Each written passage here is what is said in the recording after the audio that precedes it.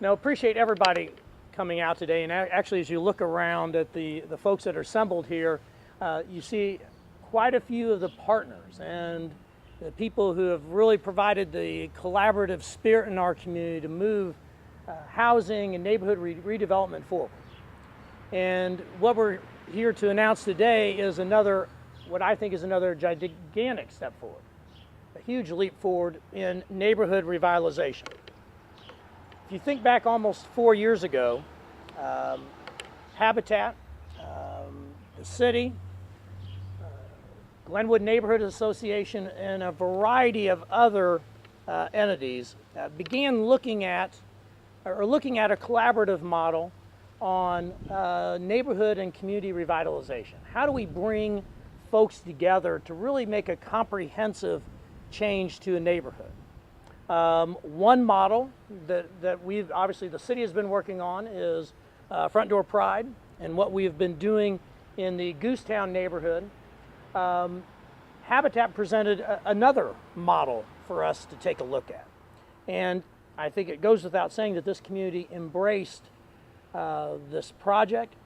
You think about the neighborhood associations, the city, Habitat, EVSC, the Wellborn Foundation, Vectren, individuals who made substantial contributions like Bill Bussing, private businesses like VZ Parrott and Shoulders, VPS that made substantial contributions, but folks coming together, working with each other and figuring out how can we together make a difference and not just change one family's lives, not just changing one home, but really transforming a neighborhood. And I think everyone here would agree that they have seen some, and we have seen some great success in Glenwood. 30 homes, new homes have been built. Habitat is now working on its next phase of rehabbing vacant homes and single family dwellings. They're looking at building new homes.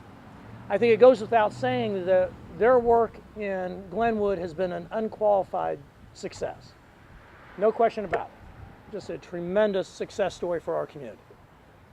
About a year ago, Lori Reed and I, and some others began a conversation about, well, what's next? We saw that things in Glenwood were heading in the right direction. The partners had come together. We were seeing results, and it was time to begin planning for the next step. Together, we thought that Jacobville made a lot of sense.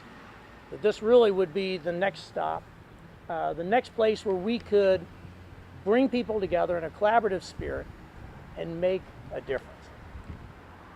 So what we are here to announce today is that the City Council will be considering a $100,000 appropriation that's on a finance ordinance, which is on first reading tonight, hopefully with second and third reading on June 27th. But this is a $100,000 grant from the city to help with planning and bringing the parties together, putting together the master plan, but replicating the process that we saw in Glenwood right here in Jacobville. We believe we are going to see similar success. Of course, it's a different neighborhood, different partners will be involved, but to date, with all the work that Habitat has been doing in conjunction with the city and with the Jacobville Area Community Corporation, we see that there is the foundation for some great things to happen here.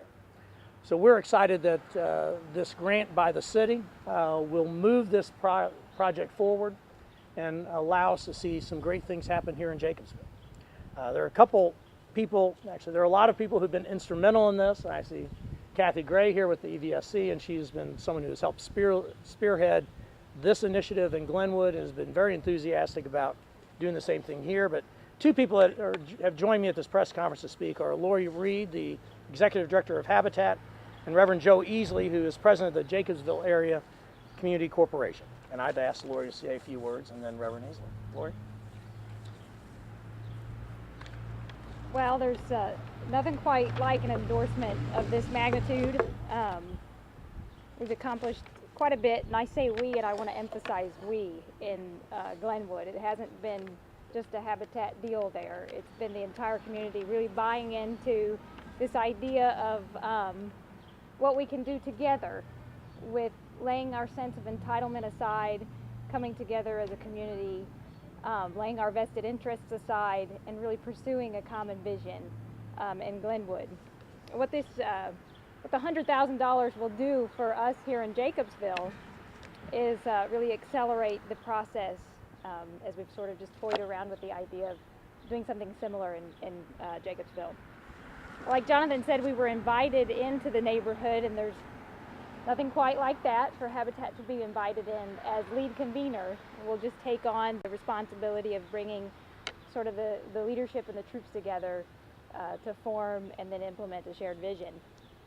We accepted the invitation because it presents Habitat an opportunity to further its mission, not just by building homes with families one at a time, but to work together with a broader community to create a neighborhood that is as strong as it possibly can be. We and our partners did a lot of cool things in Glenwood and remain committed to that neighborhood. The $100,000 commitment, if we receive that, will allow us as an organization the capacity to take on 2 neighborhoods at once. The process we used in Glenwood was very inclusive, collaborative, and what Jonathan spoke to, effective, I think, because it was inclusive and collaborative. There's just kind of 2 really basic principles that we utilized in that process, and that was listening. We spent the first one, and in my opinion the most important one, is really listening very closely to everybody that cared about the neighborhood, people that lived in the neighborhood and those that had the ability and interest in investing in that neighborhood. And then basing what we do on the research and data we collected on the neighborhood as well. We hope to do the same thing here in Jacobsville. And again, it has to be a we. It can't just be Habitat. It has to be everybody.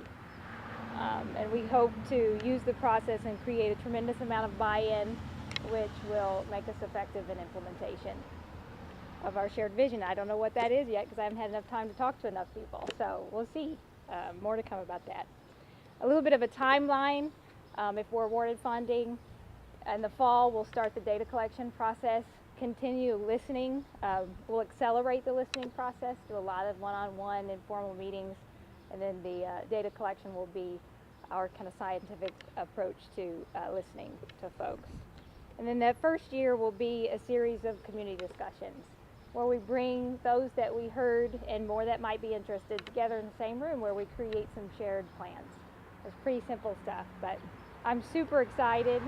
We've already heard a resounding yes, we want you here.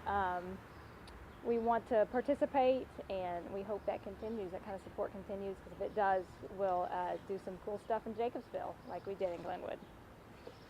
And then, of course, after we get that plan in place, we'll be here along the road for capital investment in the neighborhood, which will be a few years off, but this important front work is absolutely vital. But thank you very much for your support. And I'd like to invite Joe Easley up, good friend, to Habitat and to Jacobsville. Thank you. Well, from the standpoint of somebody who's been involved in Jacobsville for a little over 10 years, and working with folks who've been involved in Jacobsville many, many years, this is a tremendously exciting announcement and opportunity for this community to have funding to do some real comprehensive planning.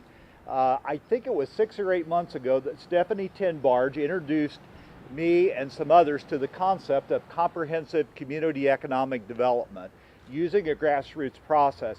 It sounded like a wonderful idea, and things have moved very quickly in those 6 months to discovering how much Habitat used that process in Glenwood and how that could come here.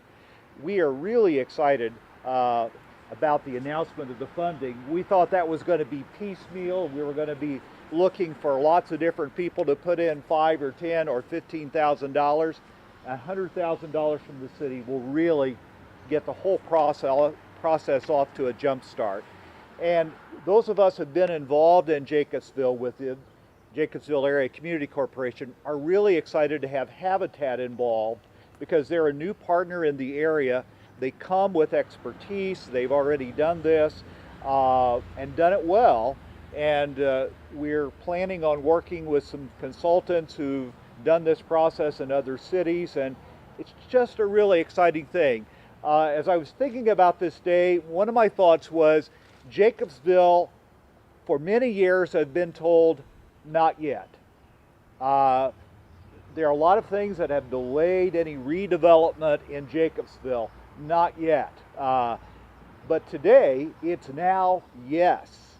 Jacobsville has an opportunity, and we're very, very excited and very appreciative of the support of the city and the mayor, of Lori and Habitat, and many, many other partners who are working to make this a reality. Thank you.